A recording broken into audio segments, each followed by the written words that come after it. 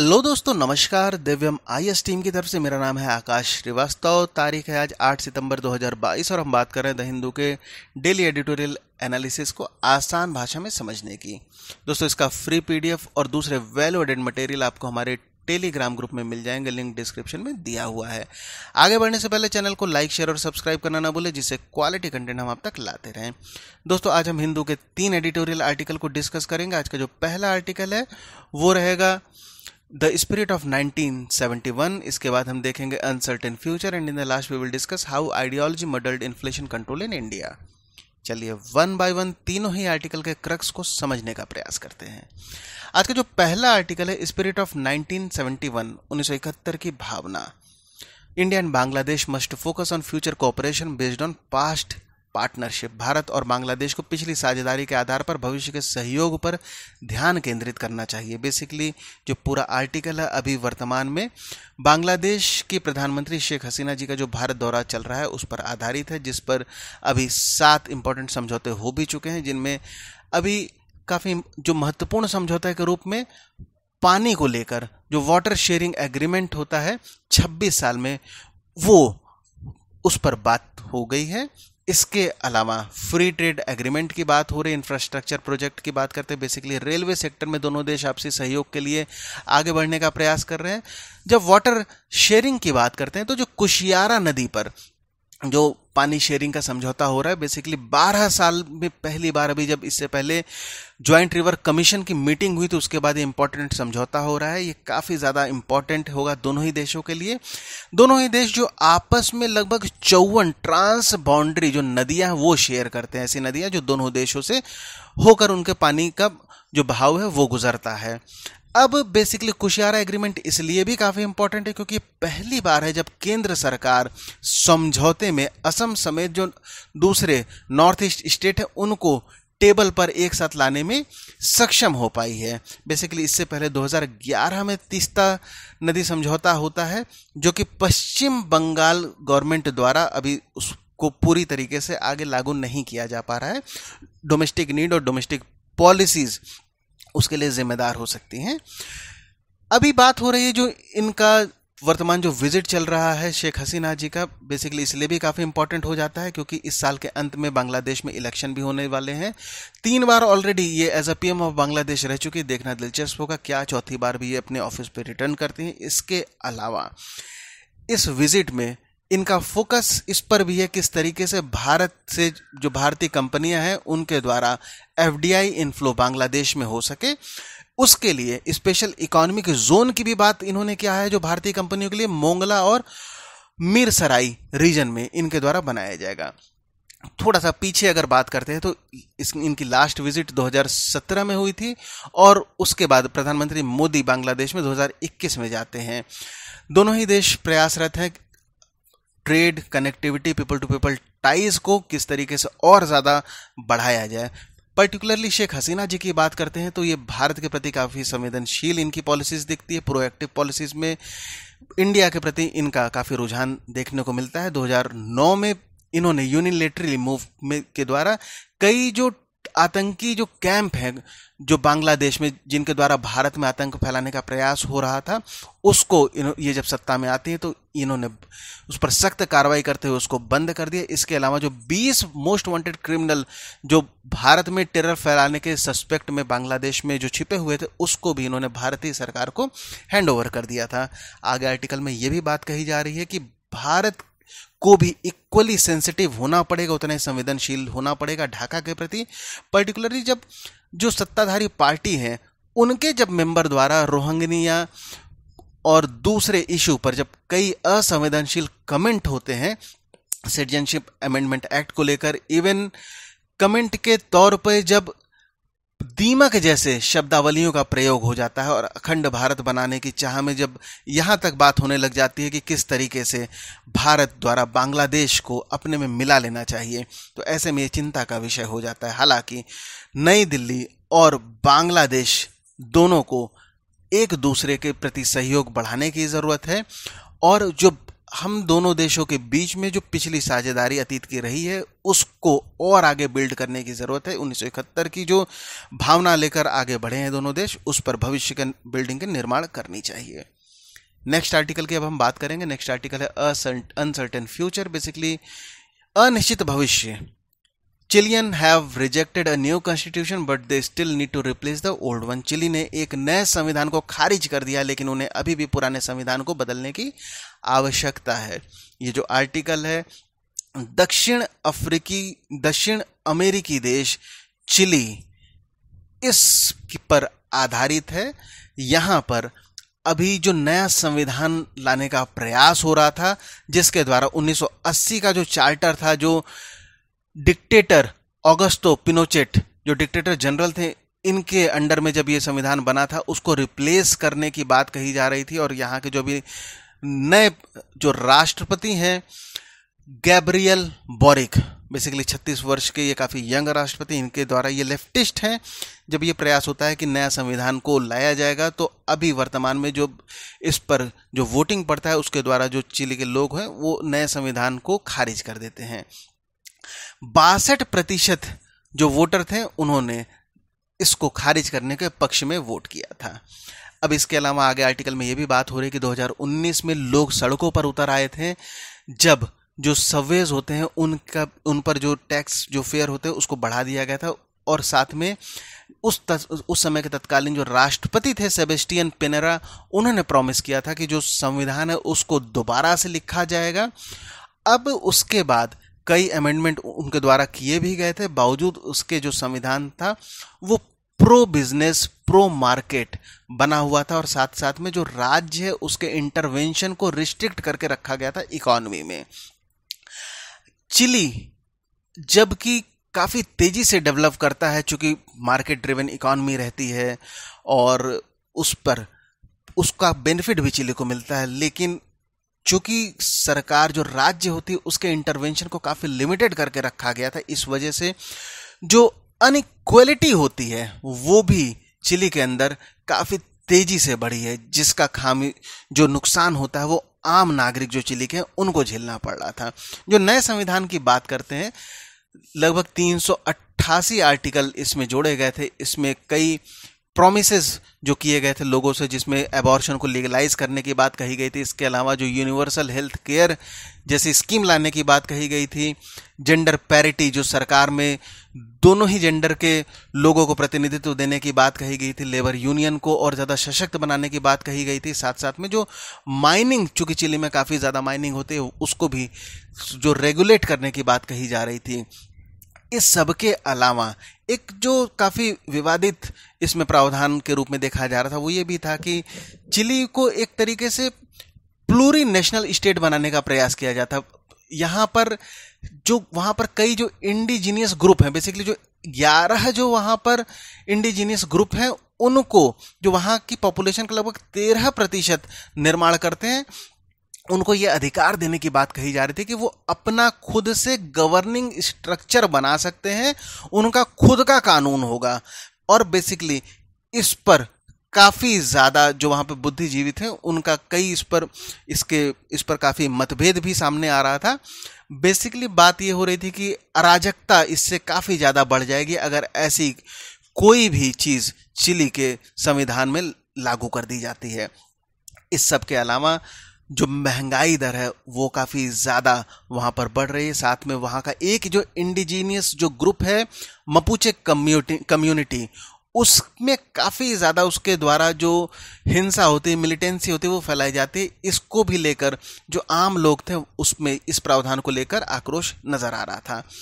अब इसमें आगे ये भी बात कही जा रही है कि पुराने संविधान को तो तब तक चिली में वहाँ पर इन्फोर्समेंट उसका रहेगा जब तक कि नया संविधान नहीं आ जाता है, लेकिन अब चैलेंज फिर से जो नई गवर्नमेंट है इसके सामने ये आ गया है कि नए संविधान को फिर से बनाया जाए और जो वहाँ के आम लोगों की आवश्यकता है उसको किस तरीके से उसके द्वारा पूरा किया जाए उसका ध्यान रखना होगा। साथ ही साथ में जो नया संविधान हो वो आधुनिक होना चाहिए, प्रोग्रेसिव होना चाहिए और बेसिकली जो आम जनमानस है उनकी जो ज़रूरतें हैं उनको ध्यान में रख के आगे बढ़ना चाहिए।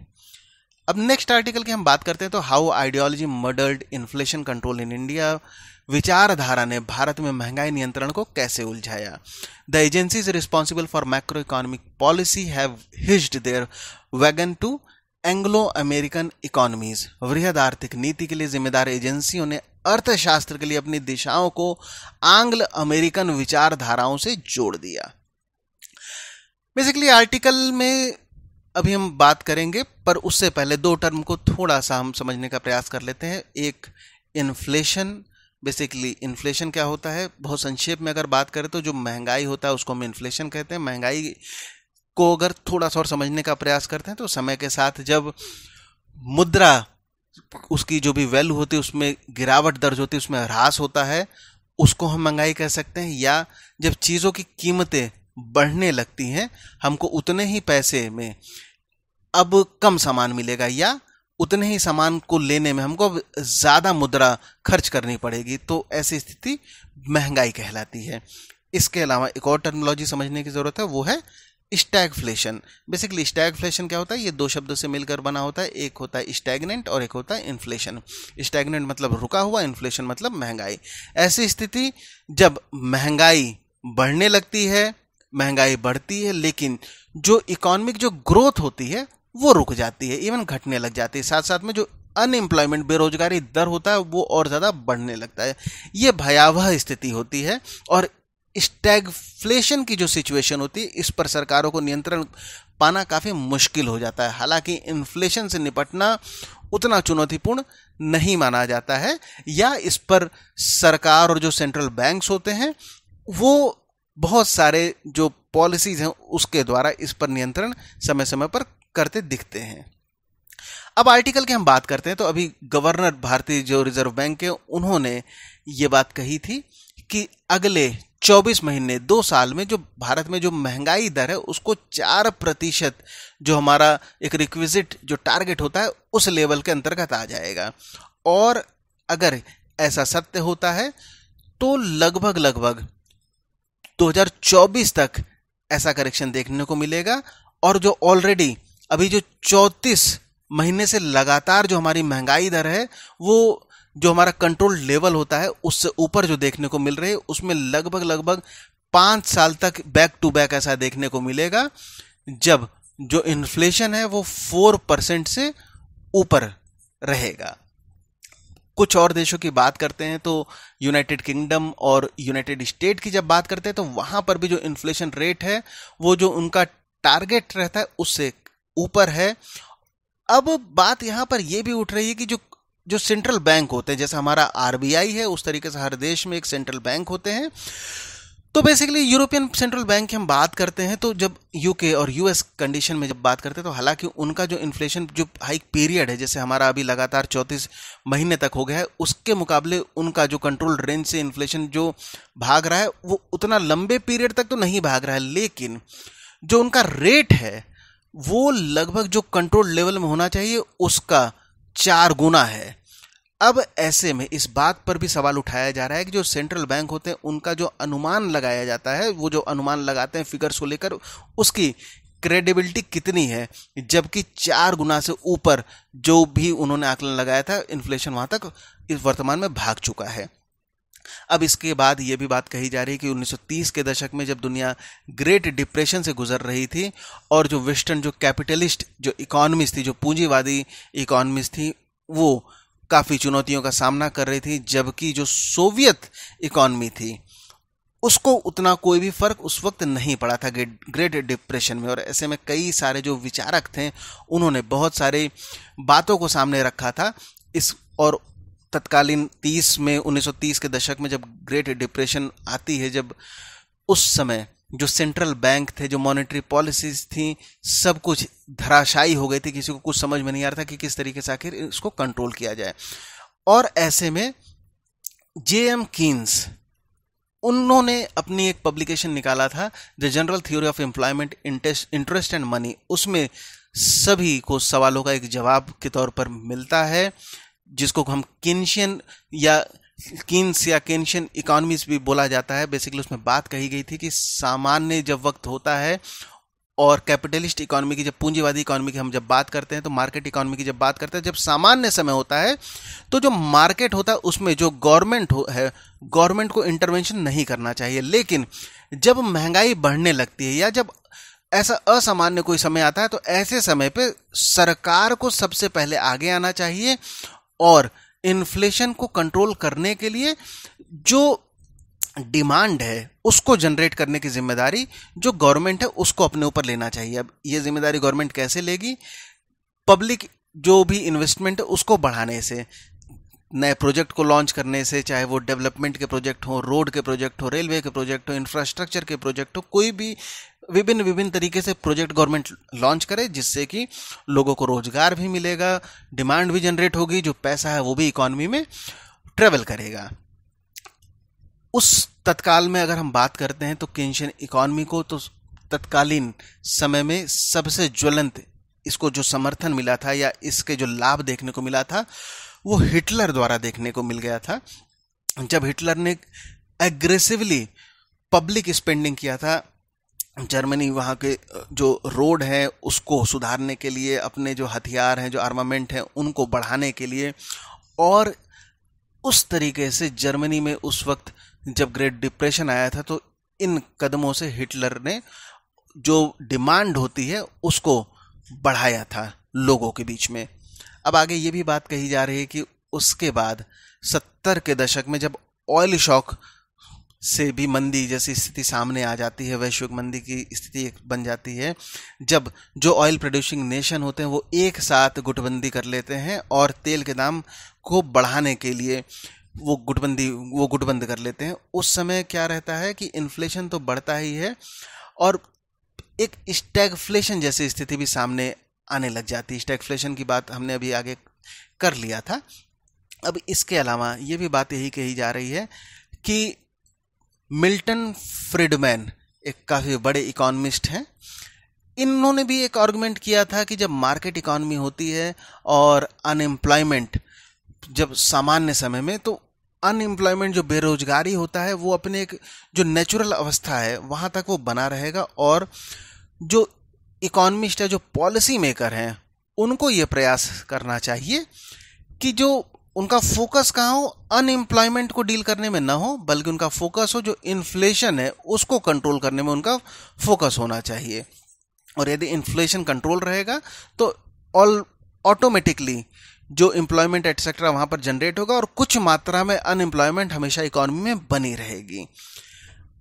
इस सब के बाद में ये भी बात उन्होंने कहा था कि जब सोवियत की इकोनॉमी धराशायी हो गई, उन्होंने ये कैलकुलेशन पहले से कर दिया था कि जो सेंट्रल बैंक हैं, जो जैसे हमारा आरबीआई है, उस तरीके से जो विभिन्न देशों के जो दूसरे सेंट्रल बैंक होते हैं, उनकी जो पॉलिसी मेकिंग होता है, इन्फ्लेशन को कंट्रोल जब उनको करना होता है, तो उसमें कोई भी पॉलिटिकल इंटरवेंशन या गवर्नमेंट इंटरवेंशन नहीं होना चाहिए। बेसिकली एक इंडिपेंडेंटली उनको पावर होनी चाहिए सेंट्रल बैंकों के, इंडिपेंडेंट होकर वो किस तरीके से जो इन्फ्लेशन हो उसको टारगेट कर सकें।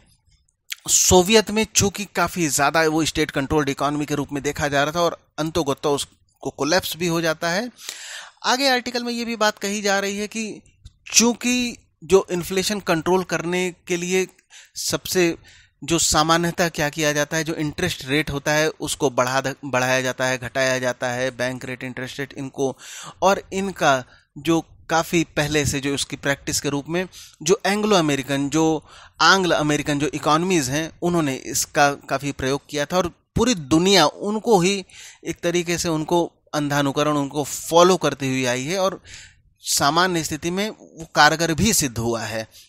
अब इसके आगे ये भी बात आगे कही जा रही है आर्टिकल में कि चूंकि अब आज के समय में जब बात कही जाती है तो इन्फ्लेशन को तो कंट्रोल बैंक कर सकते हैं, पर जब कमोडिटी प्राइस जो जैसे ऑयल हो गया, जो फूड प्राइस में राइज हो गया, ऑयल प्राइस में राइज हो गया, ये सब की जब हम बात करते हैं उसमें जो सेंट्रल बैंक है वो ज़्यादा इस पर कुछ भी रेगुलेशन नहीं लगा सकते हैं, क्योंकि यदि इन्फ्लेशन की बात करते हैं तो ऐसे में मान लीजिए कि जैसे किसी भी देश की मुद्रा भारत की बात कर रहे हैं, रुपए की मुद्रा लगातार डिप्रिशिएट करेगी तो जो सेंट्रल बैंक आरबीआई हमारा है उनके पास डॉलर रिजर्व में रखा हुआ है, वो मार्केट में डॉलर को कुछ मात्रा में बेच देंगे। जो रुपए लगातार डिप्रिशिएट करेगा उसको तात्कालिक थोड़ी सी राहत मिल जाएगी। पर जब ये कमोडिटी की बात आती है, मान लीजिए कि फूड के प्राइस अगर बढ़ रहे हैं, तो उसमें आरबीआई ऐसा कुछ भी नहीं कर पाएगा, क्योंकि आरबीआई के पास कोई भी रिजर्व अनाज का नहीं होगा, कोई भी रिजर्व आरबीआई के पास जो तेल है उसका कोई भी रिजर्व नहीं होगा। तो ऐसे में आरबीआई या दूसरे देश का कोई भी जो सेंट्रल बैंक होते हैं वो कमोडिटी प्राइस हाइक में कुछ भी नहीं कर सकते हैं। नेक्स्ट आर्टिकल में आगे ये भी बात कही जा रही है कि वर्तमान समय में जो इन्फ्लेशन आ रहा है, बेसिकली अब वो धीमे धीमे दुनिया को एक रिसेशन के कगार पर लाकर खड़ा कर दिया गया है। अब इसमें ये भी बात आगे कही जा रही है कि इस बार का जो रिसेशन आ रहा है बेसिकली ये सप्लाई साइड से हो रहा है। दुनिया में अभी जो यूक्रेन और रशिया का जो वार हो रहा है उससे क्या हो रहा है, जो ग्लोबल सप्लाई चेन है वो डिसरप्ट हो गया है। और ग्लोबल सप्लाई चेन के डिसरप्ट होने से जो कई सारे कमोडिटीज़ हैं, ऑयल हैं, उनके प्राइस हाइक हो गए हैं, जो फूड हैं उनके प्राइस हाइक हो गए हैं। तो ये सब देखने को मिल रहा है। बेसिकली जो सप्लाई साइड से इन्फ्लेशन हो रहा है इन सब की वजह से हो रहा है। और इसमें जो सेंट्रल बैंक है ये कुछ भी ज़्यादा नहीं कर सकते, क्योंकि उनके पास इन चीज़ों को लेकर कोई भी रिजर्व नहीं होता है। नेक्स्ट आर्टिकल में आगे ये भी बात कही जा रही है कि अब भारत की अगर हम बात करते हैं तो भारत में कई सारे ऐसे रिसर्च है जो बता रहे हैं कि जो हमारा जो घरेलू जो हाउस होल्ड एक्सपेक्टेशन होता है इन्फ्लेशन का, वो इसको डिटर्मिनेंट हम नहीं करते हैं। इसका मतलब क्या होता है कि जब इन्फ्लेशन को जब टारगेट करने की बात आती है वो भारत में उस तरीके से काम नहीं करता है। अगर हम जो वेस्टर्न नेशन है उनको हम एग्जैक्टली फॉलो करने लग जाएं।